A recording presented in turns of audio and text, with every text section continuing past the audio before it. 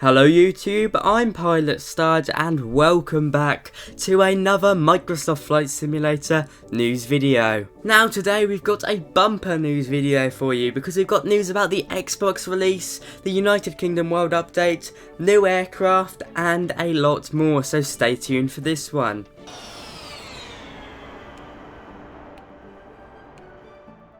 Hey guys, Pilot Stud here. If you're new here, I do flight simulation videos like this all the time, so if you love everything about aviation, be sure to hit that subscribe button. Also, for all my United States watchers and subscribers, my new United States affiliate links are down below, so you can see what equipment I've got, and they are, of course, through Amazon. But anyway, you probably don't care about that, so let's move on to the news.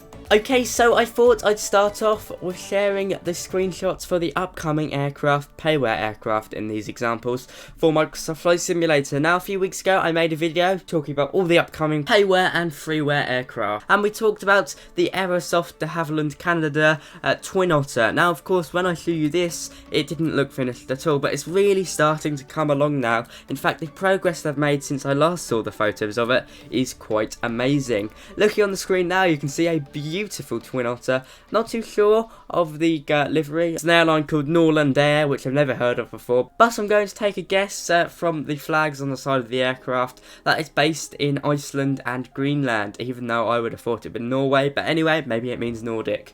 And just looking at this, you can see it really looks very pretty. Twin Otter isn't an aircraft I'd certainly go for if I had to pick, but I'm sure many of you will like to do some island hopping or little flights in this aircraft. After all, that's what it's designed for.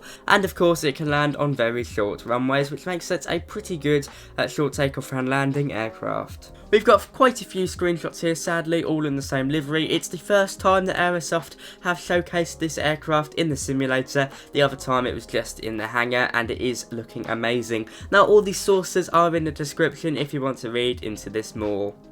Now moving on, we've got another screenshot of the CRJ. This is coming along nicely. We can expect to see it in a few weeks to a few months, so it's just around the corner. It will be released as soon as they can get it out, basically, and that shouldn't be long. Progress on this has been amazing. They started working on it in late August, and it's close to release now. They've done a great job. Moving on to IndiaFoxTecho, a fantastic payware aircraft creators for Microsoft Flight Simulator and DCS. We've got a few screenshots of the MB339's successor, the military trainer Aeromachi M346 Master. Now, if you haven't tried the MB339 by IndiaFoxTecho, I highly recommend it. It's a fantastic, nimble jet, and it does a great job and looks beautiful in the simulator. Now, excitingly, from the article, we've learned that the developer, IndiaFoxTecho, has reached an agreement with the manufacturer of the aircraft, the Leonardo company, to use official 3D data to create the aircraft. And looking at the screenshots, you can see this is paying off. It's looking very impressive. Notice the fuel boom, I believe that's what it's called on the front there. Will this pave the way for aerial refueling in the sim? Well, I hope so, because that is a lot of fun. I remember trying out on X-Plane 11. Now, you guys, I know I get a lot of people in the comments saying, oh, why didn't we go to DCS to try this? Well, simply because DCS is not a completely open world, and I think it's really up to people for what they want to do with their sims. I don't like it when people go tell people how to play. I do think it's quite rude, because people have all got their preferences, so yeah, I don't want any of that in my comments, thank you very much, because, of course, I understand that DCS is a fantastic simulator, the best simulator for combat. But maybe people don't want to do that. Maybe they just want a fighter jet to fly around, whiz around the world. And you know, I think that's perfectly acceptable. IndiaFoxTecho, you're doing a great job. I can't wait to take a review of this one. I will be reviewing all the IndiaFoxTecho aircraft. I'm not in agreement or anything with them, but I just really like the aircraft they've created. They're doing a great job. They've also shared some more screenshots of their Navy trainer, the McDonnell Douglas T-45 Goshawk, and it looks fantastic. Now, this was shot at Sky Designer's new Naval Air Service Key West scenery, and it looks very impressive. With the opening canopy, it's certainly an aircraft I want to try out. Of course, I'll be reviewing it. It'll be interesting to see how this works with the aircraft carriers that I think IndiaFoxTecho are also working on. Now moving on, Microsoft Flight Simulator and Asobo released a new development update for Microsoft Flight Simulator on the 4th of February. And we've got some brand new screenshots of the United Kingdom World Update, which is coming to the sim on February the 11th, so 6 days away on filming. Now these images do bring us some Scotland images. We haven't had any yet. We haven't had any Northern Ireland photos yet, so that is a bit sad.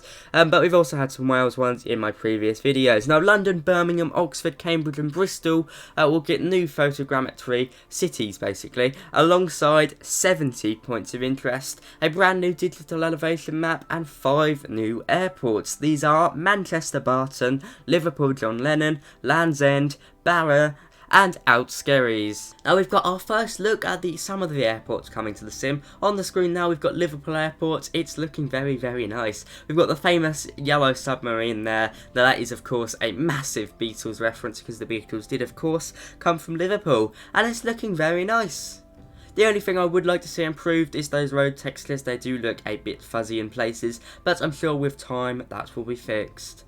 The airport terminal is looking great, but we could do with some sort of interior there, or maybe some reflections on the windows. That would make it look a bit nicer. And we've also got the Hampton Hotel outside.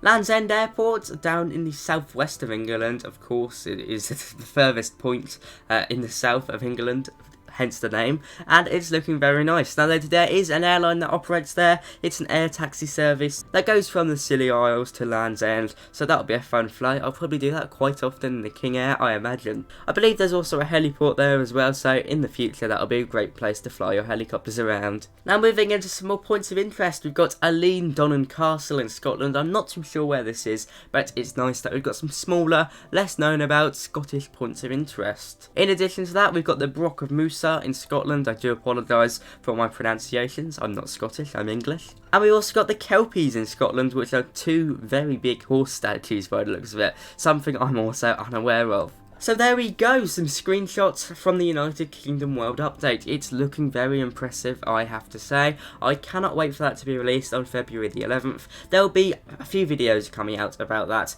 probably some comparison videos, looking at before and after, and yeah, there'll just be a lot of videos on it, because of course it is my home country. Now this website I'm using, the link is in the description, is fantastic. They've got loads of great news on here, and we find out about the Xbox version. Now the developers have said that the Xbox version won't be dumbed down, it won't be watered down for release on Xbox, which to be fair I'm pretty surprised about. In my opinion, I thought it would be slightly watered down. But we don't need to worry, it's not. They're still working on it, aiming to get it released in the summer of 2021. Now they do say that they want people with Xbox controllers or with sophisticated hardware to be able to have a great experience with the sim. So this means that we'll have every kind of function in the aircraft available to use on the Xbox version for those people who have got sophisticated equipment. So yeah, that's something that's good if you want to get an Xbox or planning on getting an Xbox for the sim. It shouldn't be any different to the PC version, except of course graphical capabilities in my opinion. Now on top of this, add-ons will be with the sim according to developer Georg Newman.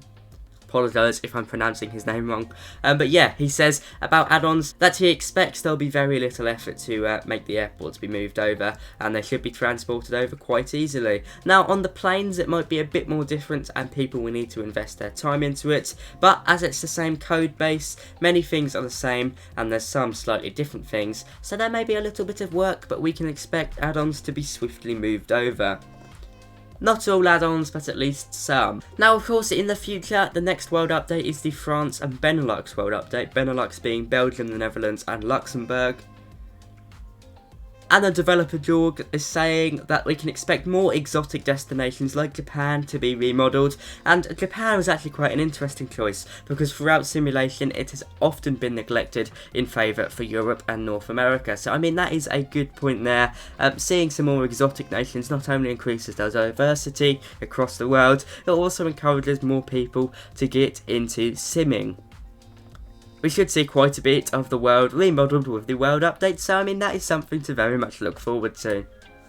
Now also with the French update, we'll have the first batch of new content related to AI aircraft in the simulator. Very important, they're very hazy on the details here, but new AI aircraft could be something for us to all look forward to. Hopefully they'll improve some of the airliners because they do look a bit odd. Will we see aircraft with liveries in the French world update? Tell me in the comments down below, what do you expect we'll see? Now this is all from an interview with a developer, so I mean it's a pretty responsible source.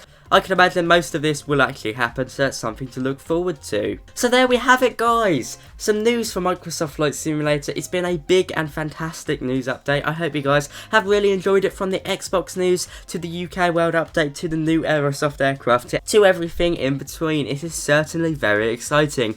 I'm sure you've enjoyed this video as much as I enjoyed making it. There's a lot of news and it's certainly very exciting days for the sim. Feel free to check out my second channel, here's a link. It's all about how to improve your YouTube channel or even how to start up one. I'd love some interaction on there because we're still quite small at the moment. We're aiming for 100 subscribers on there.